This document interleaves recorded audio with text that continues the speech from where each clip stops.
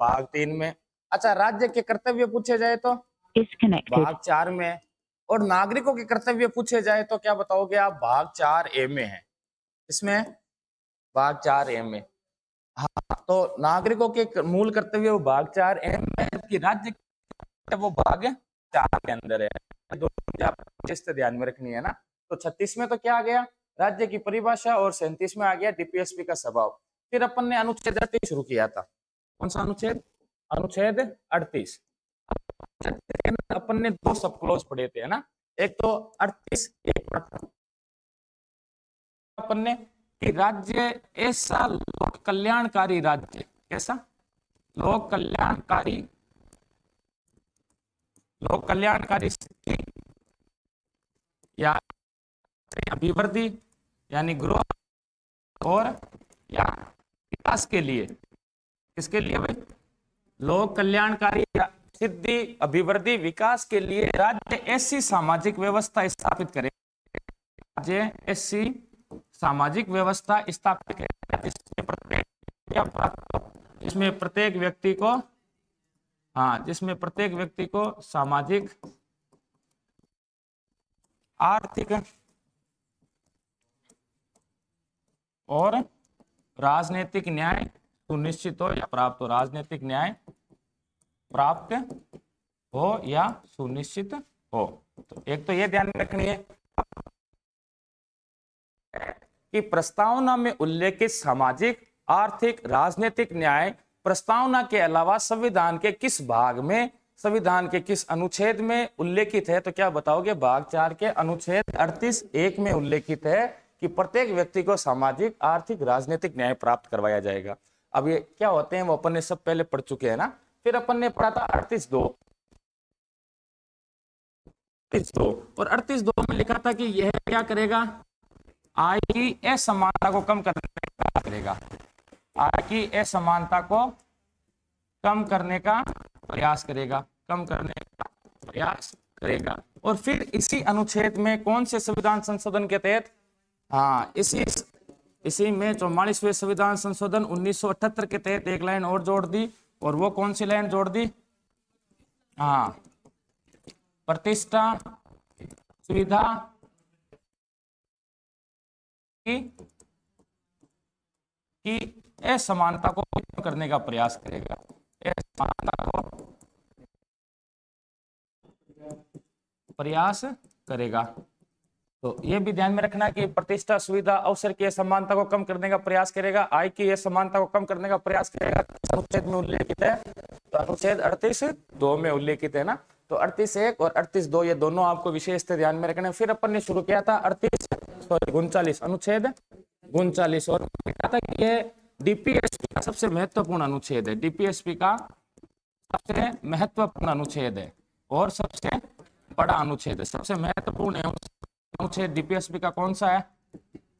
हाँ, तो अनुच्छेद 39 है। और जो अनुच्छेद 39 है वो किसकी स्थापित करने का प्रयास करता है? न्याय स्थापित करने का प्रयास करता है। और इसी में अपन ने सबसे पहले पढ़ा था अनुच्छेद 39 का है। क्या पढ़ा था? अनुच्छेद 39 है। और अनुच्छेद 39 के में क्या लिखा था कि स्त्रियों एवं पुरुषों अर्थात करवाएगा राज्य सभी को जीविका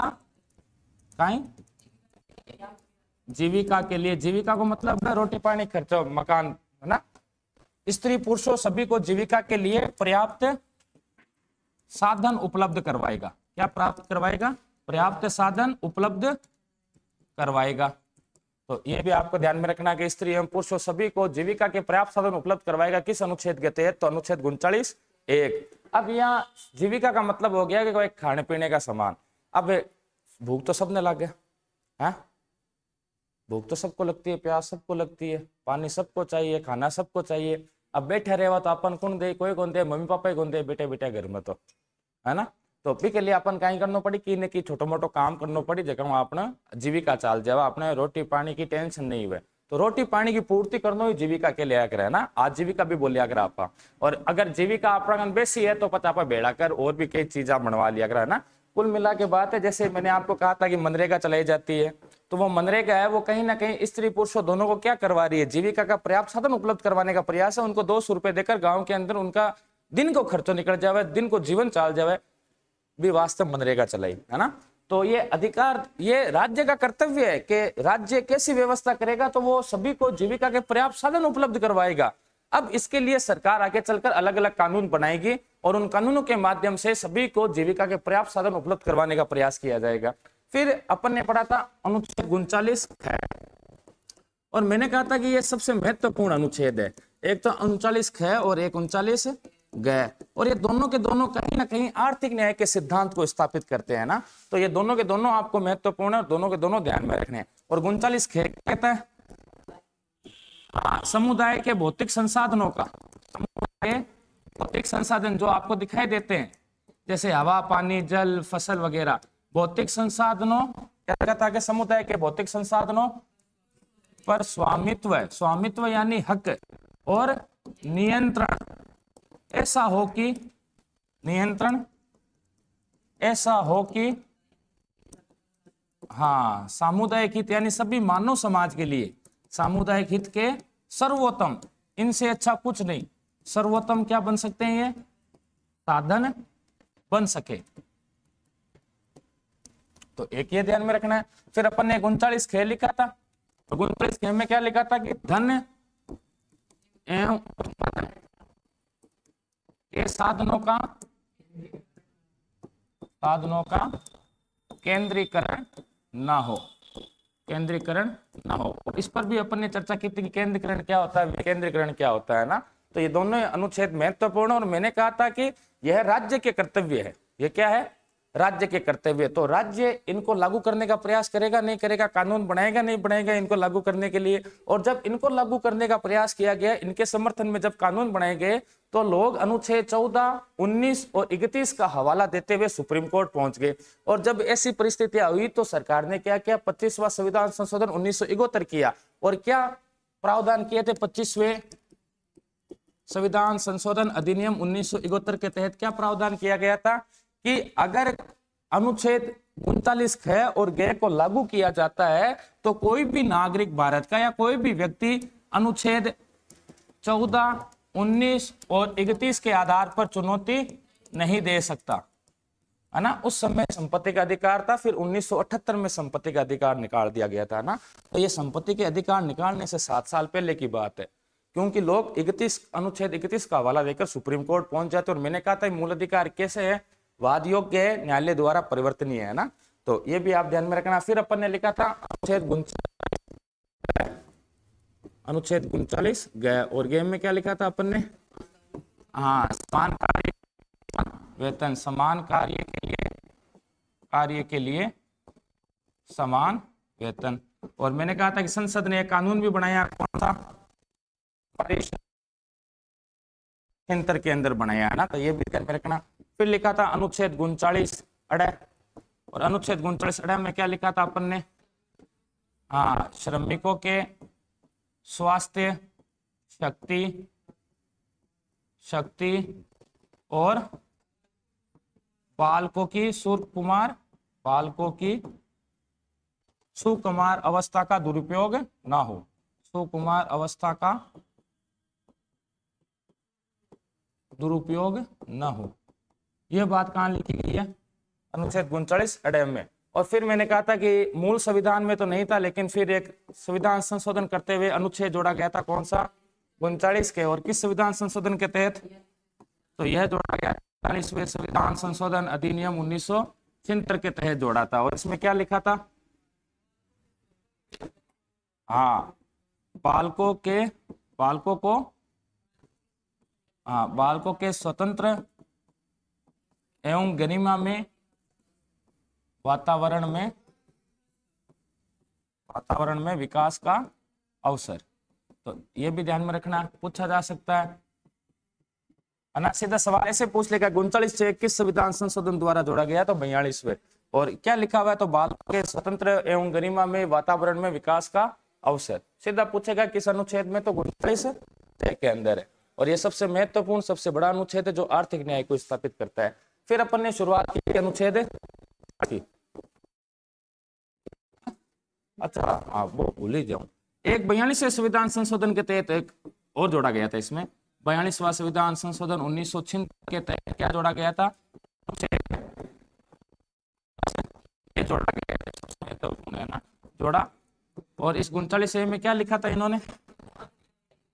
हाँ, समान न्याय एवं निःशुल्क निःशुल्क विधिक सहायता। निःशुल्क विधिक कह दो चाहे कानूनी कह दो, तो निःशुल्क विधिक सहायता या समान न्याय एवं निःशुल्क कानूनी सहायता कौन सा अनुच्छेद प्रदान करता है? 39 है, सबसे महत्वपूर्ण है, पूछा जा सकता है आपको, है ना। तो ध्यान रखना 39 में क्या लिखा हुआ है? समान न्याय एवं निःशुल्क विधिक सहायता उपलब्ध करवाई जाएगी। और ये अनुच्छेद कब जोड़ा गया था? अब जोड़ा तो 76 में गया था, लेकिन सरकार के ये जो कर्तव्य है इनको संसाधनों के हिसाब से लगा गया, यानी जब जब सरकार के पास संसाधन होगी, सुविधा होगी, तब तब ये अधिकार हमें प्राप्त करवाए जाएंगे। ये कर्तव्य राज्य अपने पूरे करेगा।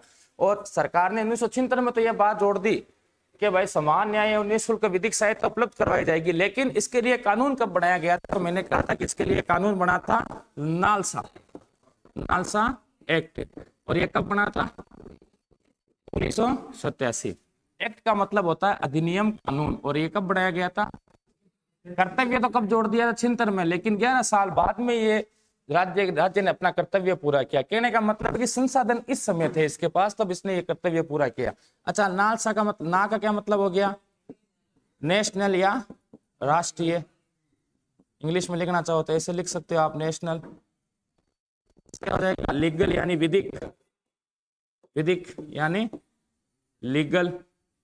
और एस का मतलब क्या हो जाएगा? सर्विस, सर्विस यानी सेवा, हाँ सर्विस।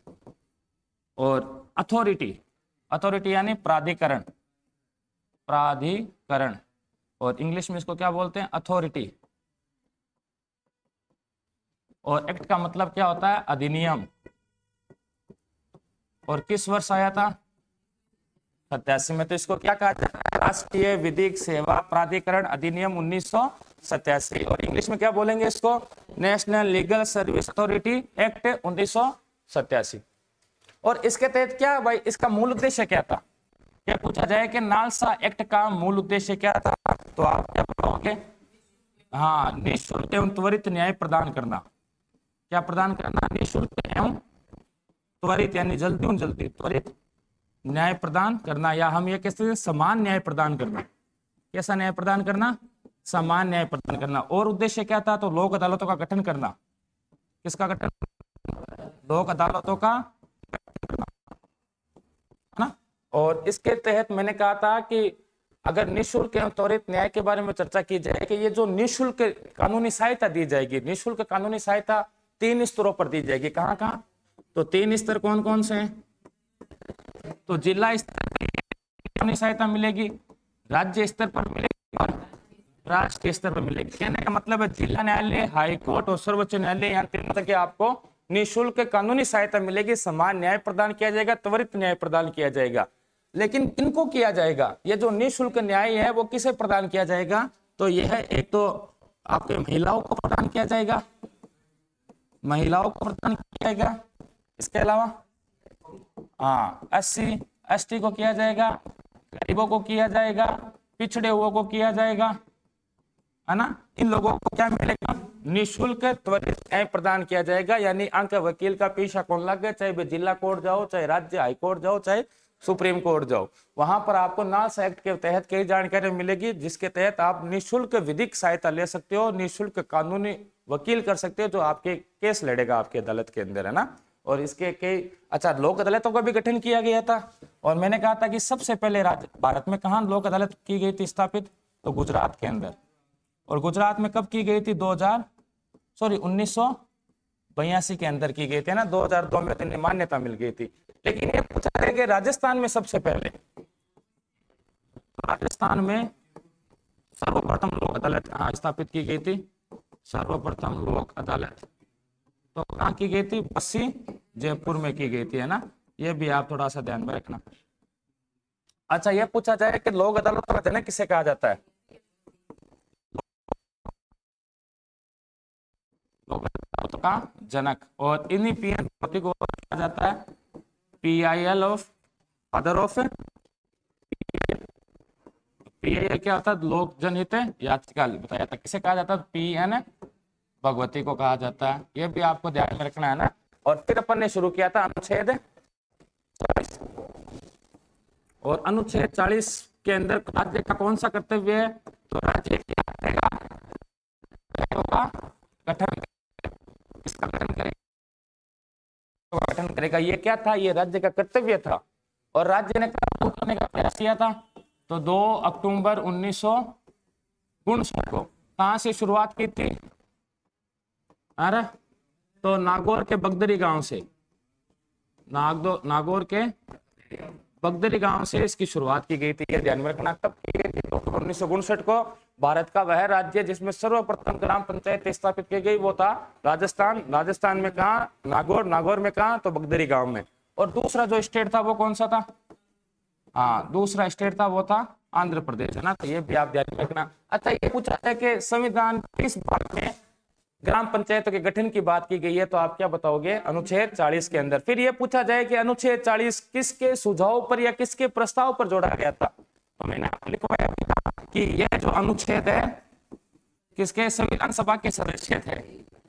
हाँ, संविधान सभा के सदस्य श्रीमन नारायण अग्रवाल, श्रीमन नारायण अग्रवाल। और श्रीमन नारायण अग्रवाल के प्रस्ताव पर क्या जोड़ा गया था?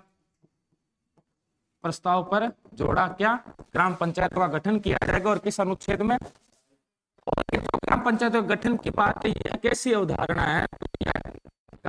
उदाहरण है। ये भी आप ध्यान में रखना, है ना। फिर अपन ने आगे चर्चा की थी कि ये तो ग्राम पंचायतों के गठन से संबंधित है। कई सारी समितियां स्थापित की गई थी। अपन पढ़ेंगे जब स्थानीय स्वशासन पढ़ेंगे, 73वां संविधान संशोधन और 74वां संविधान संशोधन पूरा पढ़ेंगे, है ना। तो उस समय ग्राम पंचायत, नगर पालिका, नगर परिषद, पंचायत समिति, जिला परिषद, नगर निगम, इन सब में किस प्रकार कार्य होते हैं, इनके अधिकार क्या, इनकी शक्तियां क्या, इनके कार्य क्या, वो सब के सब अपन वहां पढ़ेंगे ना। अभी तो आप इतने ध्यान में रखो कौन सा अनुच्छेद है वो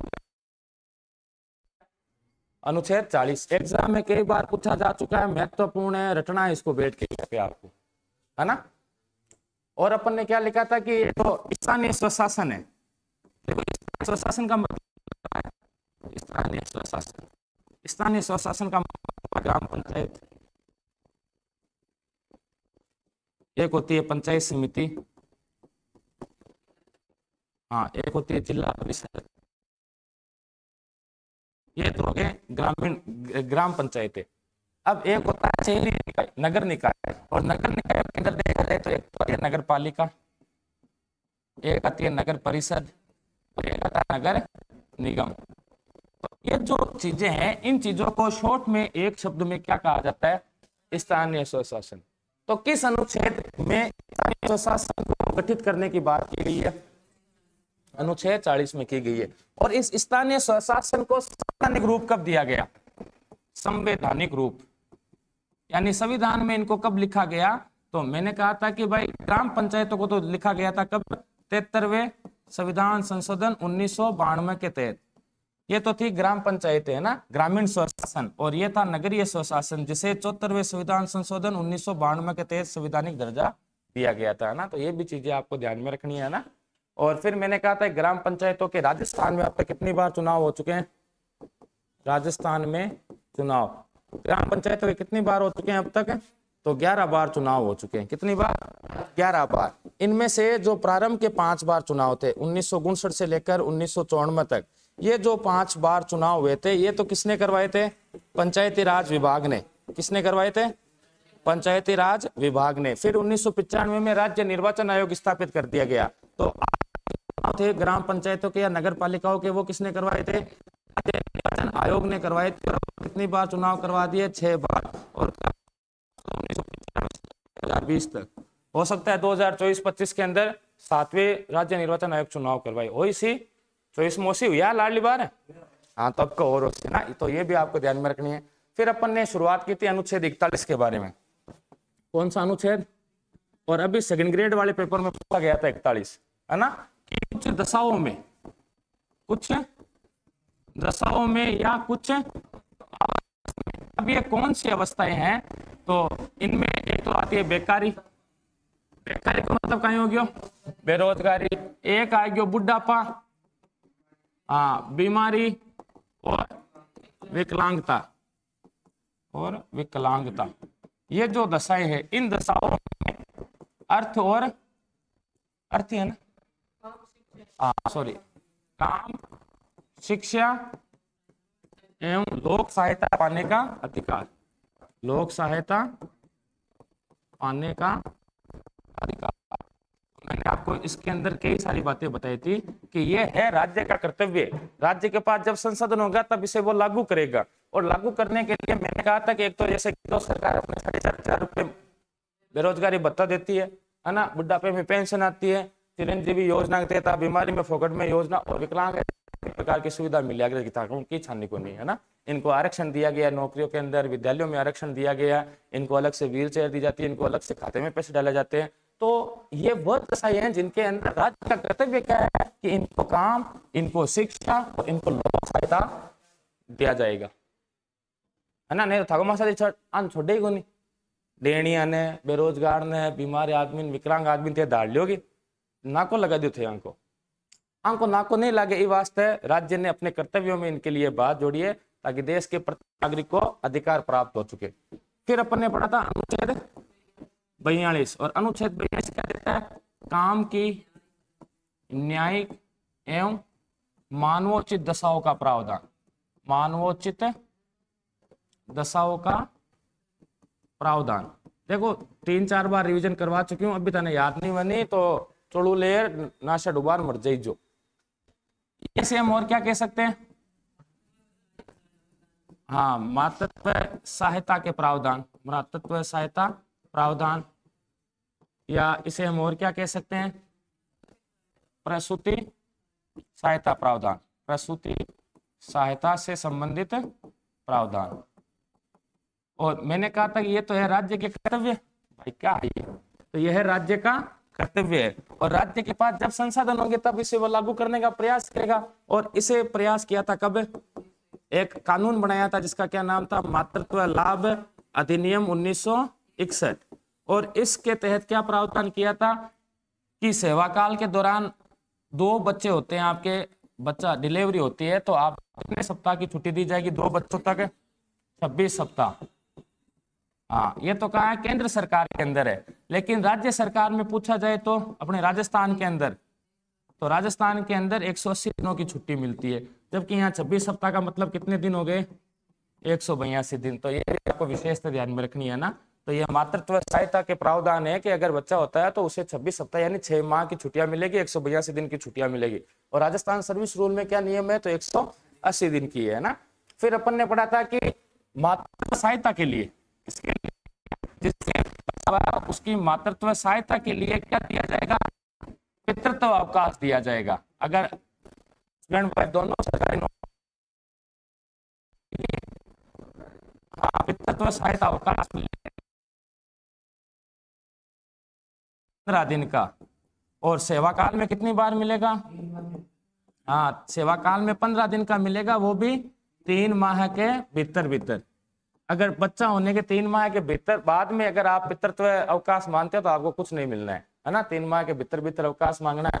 अच्छा मान लो किसी लेडीज ने जो कि सरकारी नौकरी लगी हुई है, उसने किसी बच्चे को गोद लिया है, क्या किया, गोद लिया है, तो उसको कितनी छुट्टियां मिलेगी इस मातृत्व सहायता के लिए, तो 12 सप्ताह की छुट्टियां मिलेगी, है ना। तो ये भी आपको थोड़ा सा ध्यान में रखना है। विशेष बातें हैं, मातृत्व सहायता प्रावधान या प्रसूति सहायता प्रावधान या काम की न्याय एवं मानवोचित दशाओं का प्रावधान किस अनुच्छेद में, और अभी मैंने कहा था आरएसपी के अंदर पूछा गया था, है ना। तो ये भी आप ध्यान में रखना है किस अनुच्छेद के अंदर है। फिर अपन ने शुरू किया था अनुच्छेद 43, अनुच्छेद 43 से पढ़ो, अनुच्छेद 43। और अनुच्छेद कौन किसको, एक तो निर्वाह मजदूरी, कौन सी मजदूरी, जगह दिहाड़ी पर काम किया करे, निर्वाह मजदूरी, और कुटीर उद्योगों को, कुटीर का मतलब होते हैं जो छोटे उद्योग होते हैं, कुटीर उद्योगों को राज्य क्या देगा, बढ़ावा देगा। यह बात किस में लिखी है, इसके अंदर ध्यान रखना, एग्जाम्पल निर्वाह मजदूरी को बढ़ावा देगा किस अनुच्छेद के अंदर लिखा हुआ है, हाँ कुटीर उद्योगों को बढ़ावा दिया जाएगा किस अनुच्छेद में लिखा हुआ है, 43 के अंदर, है ना। याद रखना, तो निर्वाह मजदूरी अवधारणा गांधीवादी अवधारणा। और एक कुटीर उद्योग को बढ़ावा देना ये कैसे बना है, तो ये गांधीवादी अवधारणा अनुच्छेद 43 के अंदर समाजवादी और गांधीवादी दोनों अवधारणाओं को देखा जाता है। अच्छा, फिर मैंने कहा था कि एक संविधान संशोधन किया गया था और उसके तहत अनुच्छेद 43A जोड़ा गया था। कौन से संविधान संशोधन के तहत? हाँ, इसलिए 42वें संविधान संशोधन 1976 के तहत जोड़ा। और इसमें क्या लिखा था रे? उद्योगों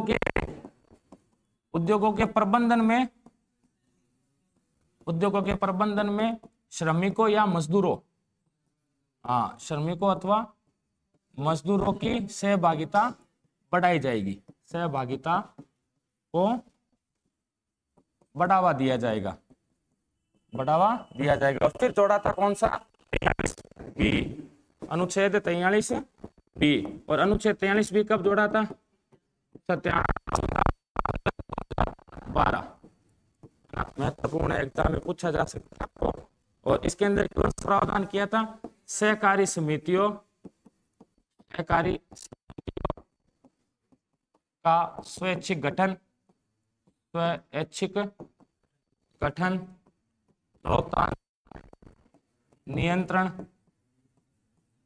लोकतांत्रिक नियंत्रण के बाद क्या लिखा था?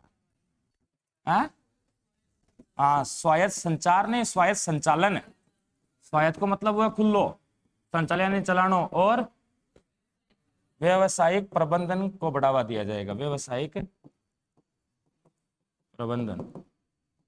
किनके प्रबंधन को बढ़ावा दिया जाएगा? तो सहकारी समिति है ना, ध्यान रखना आपको। सहकारी समिति का नाम आ जाए ना और ये पूछा जाए कि कौन सा संविधान संशोधन, 93वां संविधान संशोधन 2012, ये ध्यान में रखना आप, है ना। पूछा जा सकता है सहकारी समितियों का स्वैच्छिक गठन किया जा सकता है किस अनुच्छेद के तहत? तो अनुच्छेद 43B के तहत। फिर अपन ने पढ़ा था अनुच्छेद 44, और अनुच्छेद 44 मैंने कहा था कि सबसे महत्वपूर्ण है और वर्तमान के अंदर बीजेपी के मैनिफेस्टो का सबसे बड़ा एक प्रकार से कहा जाए तो वादा है ये, है ना। और अनुच्छेद 44 में क्या लिखा हुआ है?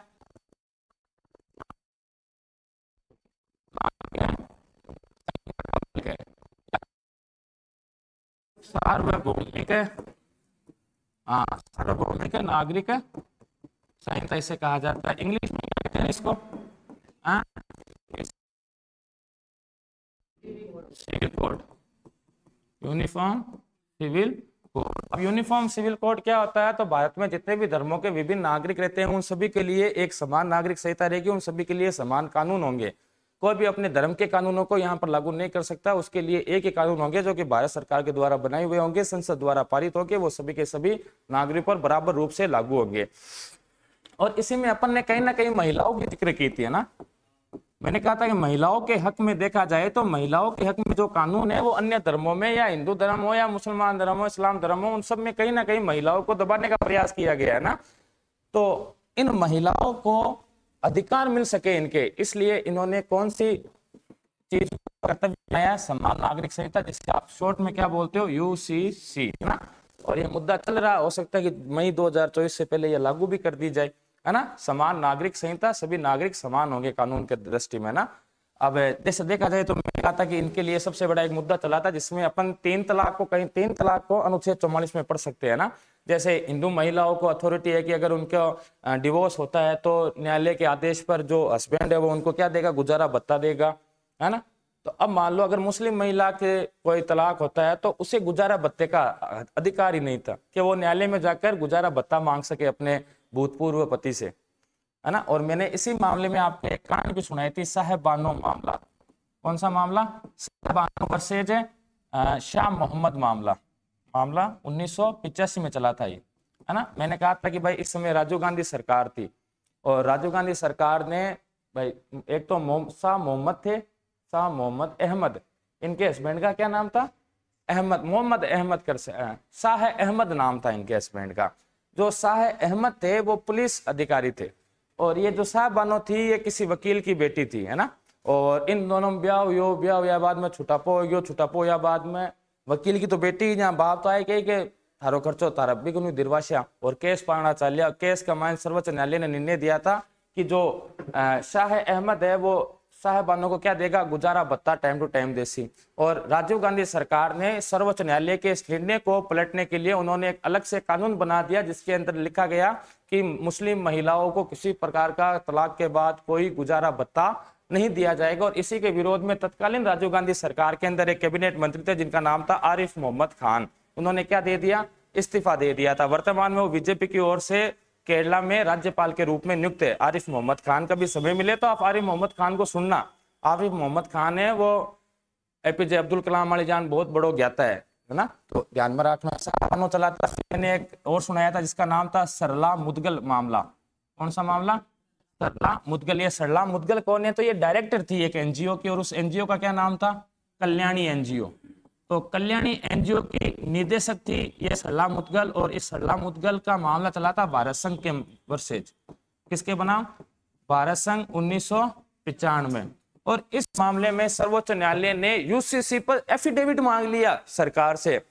सरकार, नरसिम्हा राव सरकार इस समय शासन में थी, और सर्वोच्च न्यायालय ने नरसिम्हा राव सरकार को कहा कि यूसीसी पर आपका क्या कहना है, यूसीसी को लागू नहीं करोगे तो ये जो धार्मिकता है ये हमारे देश की एकता के लिए उतनी खतरनाक है जितना खतरनाक एक मानव जाति के लिए नशा पता हुआ है। वो भी एक प्रकार को नशो है, वो भी एक प्रकार की अफीम है, धर्म है जो को अफीम है। अगर जब तक आप धार्मिक कानूनों को समाप्त नहीं करोगे तब तक ये राष्ट्र की एकता को तो भूल ही जाओ। यूसीसी राष्ट्र की एकता को बढ़ावा देगी, तो हो सके जल्द से जल्द क्या लागू की जाए, यूसीसी लागू की जाए। जबकि मैंने कहा था कि राज्य का कर्तव्य, राज्य के पास जब जब संसाधन होंगे तब तब ये कर्तव्य वो अपना पूरा करेंगे, है ना। तो हाल अभी तक ये कर्तव्य पूरा हुआ नहीं है, हो सकता है आने वाले समय में यूसीसी लागू कर दी जाए। और सबसे महत्वपूर्ण मामला यही है आपके लिए, एग्जाम में पूछा जा सकता है कि समान नागरिक संहिता वाला मामला कौन सा, समान नागरिक संहिता मामला किसे कहा जाता है, समान नागरिक संहिता मामला किसे कहा जाता है, तो सरला मुदगल मामले को कहा जाता है। और ये इसका निर्णय कब आया था, तो 1995 में। फिर अपन ने 3 तलाक मामला पढ़ा था, कौन सा मामला, 3 तलाक मामला। और ये अभी हाल 2017 के अंदर निर्णय आया था ना। इसमें एक तरफ तो थी शायरा बानो और दूसरी तरफ भारत संघ था वर्सेज भारत संघ। और यहाँ पर यह मामला चला, और 2017 के अंदर सुप्रीम कोर्ट ने क्या, गैर कानूनी है, अवैध है, इस्लाम में भी इस तलाक की अनुमति नहीं है। और मैंने आपको इस्लाम धर्म में तलाक के 3 प्रकार भी बताए थे, तलाक के हसन, तलाक के ए हसन, तलाक के बिद्दत। तो ये जो 3 तलाक वाला मामला था ये किस प्रकार के तलाक से संबंधित था, तो तलाक ए बिद्दत से संबंधित था, ये ध्यान में रखना, है ना। तलाक के हसन वेद है, तलाक के ए हसन वेद है, वो दोनों वेद उन्हें तलाक के सुन्नत कहा जाता है। जबकि तीसरा तलाक कौन सा है, तलाक के बिद्दत, जिसका उल्लेख इस्लाम के किसी भी पुराने ग्रंथ में नहीं मिलता। इतिहासकार कहते हैं कि यह जो तलाक का रीति रिवाज है ये 12वीं शताब्दी में आया था, मौलवियों ने इजाद किया था 12वीं शताब्दी में, जिसमें 3 बार तलाक बोलने के बाद तलाक हो जाता है ना। तो ध्यान रखना, 3 तलाक और हलाला को क्या बताया गया था, यहाँ पर अवैध बताया गया था। और सरकार को कहा गया था कि जल्द से जल्द कोई कानून बनाया जाए। और सरकार ने कानून कब बनाया, 2019 में। और कौन सा कानून बनाया, मुस्लिम महिला विवाह अधिकार संरक्षण अधिनियम 2019। और इसके तहत 3 तलाक को क्या बना दिया, हाँ, 3 तलाक को फौजदारी अपराध घोषित कर दिया। और फौजदारी अपराध होते हुए से क्या घोषित कर दिया, संज्ञेय अपराध। संज्ञेय अपराध का मतलब है गैर जमानती अपराध, गैर जमानती अपराध घोषित कर दिया इसे। अगर आप किसी को 3 तलाक देते हो तो उसके तहत आपको कितने वर्ष की सजा हो सकती है, 3 वर्ष की सजा होगी। और क्या आपको जमानत मिलेगी, तो नहीं मिलेगी, हाथ तो आते ताकि गिरफ्तारी हो सी, है ना। तो ये भी ध्यान में रखना, सहरा बानो 3 तलाक। और ये कब आया था, 2017 में आया था, ये भी महत्वपूर्ण है। फिर अपन ने शुरू किया था अनुच्छेद 45। और अनुच्छेद 45 में था कि मूल संविधान के अनुच्छेद 45 में कहा हुआ था कि 6 से 14 वर्ष तक के बच्चों के अभिभावक या संरक्षक जो भी है वो उनको शिक्षा उपलब्ध करवाएंगे। और फिर 86वें संविधान संशोधन 2002 के तहत इस अनुच्छेद में जो राज्य का कर्तव्य था उसे हटाकर 11वें मूल कर्तव्य के रूप में जोड़ दिया और यहाँ नई बात लिख दी। अर्थात कहने का मतलब है कि जो अनुच्छेद 45 है ये 86वें संविधान संशोधन अधिनियम 2002 में संशोधित किया गया था। यानी इसमें बात है इसमें कि 0 से 6 वर्ष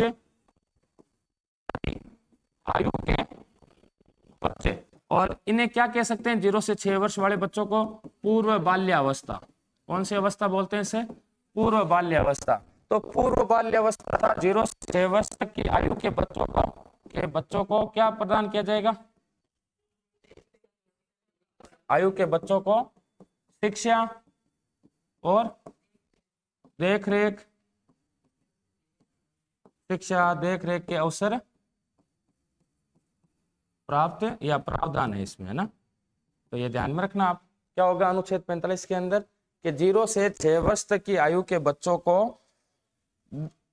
की देखरेख एवं शिक्षा के अधिकार प्रदान किए जाएंगे। ये भी आपको ध्यान में रखना है ना। अवसर देने का उपबंध है या प्रावधान है।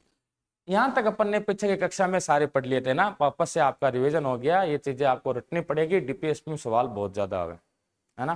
तो फौजदारी 2 प्रकार का कोर्ट में मामला चले, अगर एक दीवानी मामला, एक फौजदारी मामला।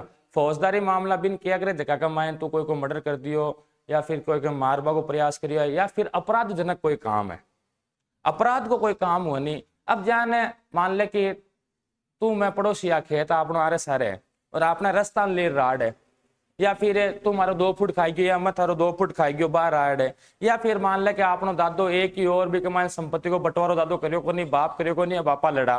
तो ये जो मामले होते हैं ये तो कहलाते हैं दीवानी मामले, और जो मार काट का है, लड़ाई दंगे के मामले, वो होते हैं फौजदारी मामले। बात समझ में आई? तो कोई को मर्डर कर दिया तो ताकि फौजदारी मामलो चाली नहीं कि दीवानी मामलो। दीवानी मामलों को हिंदी में इंग्लिश में कहते हैं सिविल मामले, है ना। और फौजदारी ध्यान में रखना, फौजदारी आपराधिक मामलों को कहा जाता है, जबकि सिविल होते हैं वो सामान्य मामले होते हैं, संपत्ति भू संपत्ति इनसे लेन देन से संबंधित होते हैं ना। जैसे आपके तलाक का मामला, जैसे नॉर्मली पति पत्नी में डिवोर्स होता है, तलाक होता है, तो वो तलाक है वो कैसा मामला है? नॉर्मल तलाक है या आप पूछा जाए विवाह विच्छेद, क्या बोल सकते हैं तलाक को? विवाह विच्छेद। तो ये दीवानी मामला है। कैसा मामला है? दीवानी मामला है। लेकिन 3 तलाक पूछा जाए, 3 तलाक या तलाक ए बिद्दत पूछा जाए, तलाक ए बिद्दत, तो ये कैसा मामला हो जाएगा? यह फौजदारी मामला है, यह फौजदारी अपराध है, फौजदारी मामला है। ये थोड़ा सा आप ध्यान में रखना, अंतर बता रहा हूं तलाक और तलाक ए बिद्दत में, समझ में आएगी? तो आ चीज अपन विशेष ध्यान में रखनी है। अब अनुच्छेद 46 क्या कहता है? तो अनुच्छेद 46 कहता है कि SC यानी शेड्यूल कास्ट, ST यानी शेड्यूल ट्राइब्स, और दुर्बल वर्ग यानी कि कमजोर जो वर्ग है, जो पिछड़े हुए वर्ग है। कौन कौन से वर्ग? SC, ST और अन्य पिछड़े वर्ग, दुर्बल वर्ग के लिए अर्थ एवं शिक्षा से संबंधित प्रावधान किए जाएंगे। कैसे प्रावधान किए जाएंगे? रुको एक बार, 46 और अनुच्छेद 46 क्या कहता है? SC, ST और दुर्बल वर्गों के लिए, दुर्बल यानी वीकर सेक्शंस के लिए अर्थ शिक्षा संबंधी प्रावधान किए जाएंगे। और ये जो प्रावधान किए जाएंगे ये विशेष सावधानी के साथ में किए जाएंगे। कैसे किए जाएंगे? विशेष सावधानी के साथ। अब इसका मतलब क्या हुआ? SC, ST दुर्बल वर्ग के लिए अर्थ यानी पैसा, किससे रिलेटेड? पैसे, और शिक्षा यानी एजुकेशन। शिक्षा का मतलब क्या हो गया? एजुकेशन। अर्थ को मतलब हो गया जहां था नौकरी का मायने आरक्षण मिले, क्या नौकरी करने करो अर्थ कमा सको, है ना। और थे कॉलेज में जाओ ना थाने आरक्षण और चाहिए, कट ऑफ कटिया करे नहीं कि भाई जनरल की कट ऑफ होती, ओबीसी की कट ऑफ होती, SC की कट ऑफ होती, ST की कट ऑफ होती। तो वो कहीं ना कहीं जो शिक्षा संबंधी और अर्थ संबंधी प्रावधान है यह किस अनुच्छेद में उल्लेखित है? अब अपन ने बात की थी कि एक तो अपने मूल अधिकारों में पढ़ा था काका कालेलकर आयोग, याद है? अनुच्छेद 15-16 पढ़ा आपा बीटे। तो मैंने कहा था कि प्रथम राष्ट्रीय पिछड़ा वर्ग आयोग बनाया गया था, जो कि काका कालेलकर के अध्यक्षता में बनाया गया, जिसे काका कालेलकर आयोग कहा जाता है, और जिसने कहा था कि अन्य पिछड़ी हुई जातियों को 70% आरक्षण दे दिया जाए सभी को मिलाकर, तो कोई ध्यान नहीं दिया गया। फिर मैंने कहा था कि बीपी मंडल आयोग बना था 1979 के अंदर, उसने 1980 में अपनी रिपोर्ट सौंपी थी और कहा था कि 3743 जातियों को 27% आरक्षण प्रदान किया जाए। तो वो आरक्षण प्रदान किया जाए, वो आरक्षण की व्यवस्था क्यों कर रहे थे? क्योंकि अनुच्छेद 46 कहता है उनको वैसे प्रावधान करने को। अनुच्छेद 46 जो कि राज्य का कर्तव्य है, वो राज्य को आदेश देता है कि राज्य के पास जब संसाधन होंगे, राज्य के पास जब सुविधा होगी, तब वो किस वर्ग के लिए, एससी के लिए और जो भी कमजोर समाज के अंदर वर्ग है उनके लिए, एक तो किससे संबंधित, अर्थ से संबंधित और एक शिक्षा से संबंधित प्रावधान करेगा। और ये भी किसके साथ, विशेष सावधानी के साथ में करेगा। कोने की अर्थ शिक्षा संबंधित प्रावधान है तो हर क्या नहीं बांध प्रावधान दे दिया और बांध ले लिया। जैसे आपने देखे होंगे कि जब नौकरियों में पहले आरक्षण था, आज तो सबके लिए क्या कर दिया, 40% कंपलसरी कर दिया कि अगर आपके पेपर के अंदर 40% नहीं आ रहे हैं, चाहे सीटा खाली जावा, आप एलिजिबल नहीं हो, आप योग्य नहीं हो, तो कम से कम परसेंटेज कितने कर दिए, 40%। जबकि आज से 5-7 साल पहले टीचर ऐसे बनते थे जिनके माइनस में 3 नंबर आए। 500 का पेपर यो और भी बाइक है, माइनस 3 नंबर आया और बा मास्टर बन रही है, फर्स्ट ग्रेड मास्टर बन रही है, मैथ की, केमिस्ट्री की, फिजिक्स की। अब मन आ बताओ, जको फिजिक्स पढ़ेड़ो, जको कॉलेज फिजिक्स करिए या केमिस्ट्री साइंस करिए और वो बिग पेपर में 500 में 300 माइनस 3 नंबर आया और वो नौकरी लाग गयो, तो मन आ बताओ कहीं सावधानी हुई कि अटे? कोई सावधानी को नहीं। अब मन आ बताओ, वो जको मास्टर बनिया वो कहीं पढ़ाई थाने है, बिन खुद नहीं को वो पढ़ाई कहीं थाने, समझ रहे? बिन ते कार्बन की स्पेलिंग पूछो जना बोता ना कहने कोको कोला की स्पेलिंग पढ़ाई, समझ रहे हो? तो इनके लिए विशेष प्रावधान करने, किससे संबंधित, अर्थ से संबंधित, शिक्षा से संबंधित। और मैंने कहा था कि संविधान संशोधन हुए थे, है ना, जिसमें मैंने कहा था कि एक तो प्रथम संविधान संशोधन हुआ था और क्या प्रावधान किया गया था, नहीं नवी अनुसूची तो जोड़ी और भी की प्रावधान करे होगे, भूल ही जाओ, पातो लाड़ लो, रिवीजन करो को नहीं थे। देखो अनुच्छेद 15-16 खोलो, ऑप्शन तो बार मारे दिमाग में को ना आ रही, पर पढ़ना पड़ी तो बार बार। देखो 15(4) जोड़ियो आपा, प्रथम संविधान संशोधन अनुच्छेद 15(4), 15(4) ला दियो, कहीं लिखे 15(4) में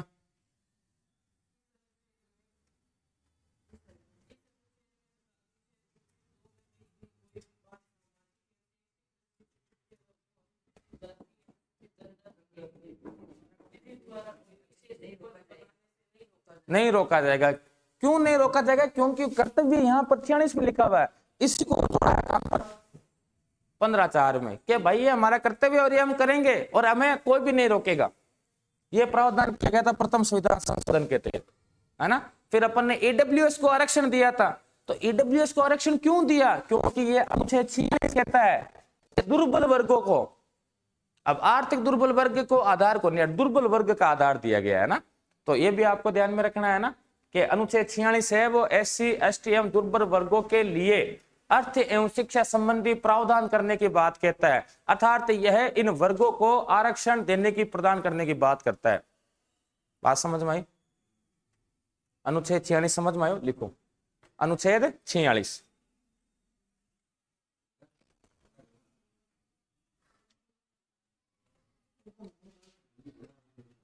अनुच्छेद 46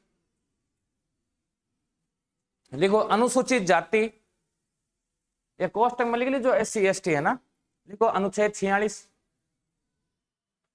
लिखो। आज ये कंप्लीट कर दिया, नाम का एरिया ज्यादा कौन नहीं, ये दो अनुच्छेद 46 लिख दियो। लिखो अनुसूचित जाति, कोष्टक में लिख दो एससी, कोमा अनुसूचित जनजाति, कोष्टक में लिख दो एसटी। अनुसूचित जाति, अनुसूचित जनजाति एवं दुर्बल वर्गों के लिए, अनुसूचित जाति, अनुसूचित जनजाति एवं दुर्बल वर्गों के लिए अर्थ एवं शिक्षा संबंधी प्रावधान, अर्थ एवं शिक्षा संबंधी प्रावधान करेगा। कौन करेगा? अरे किसका कर्तव्य है? राज्य करेगा ना। ऐसे लिखना चाहो तो ऐसे लिख दो, राज्य अनुसूचित जाति, जनजाति एवं दुर्बल वर्गों के लिए अर्थ एवं शिक्षा संबंधी प्रावधान करेगा।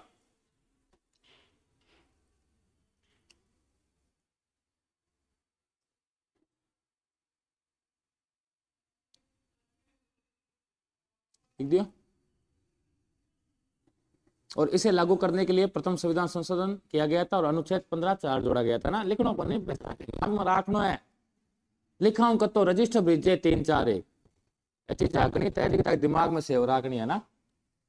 अब हो गयो अति बात है कि मैं कोई विशेष लंबी चौड़ी बात को नहीं। अब लिखो अनुच्छेद 47, लिखो अनुच्छेद 47।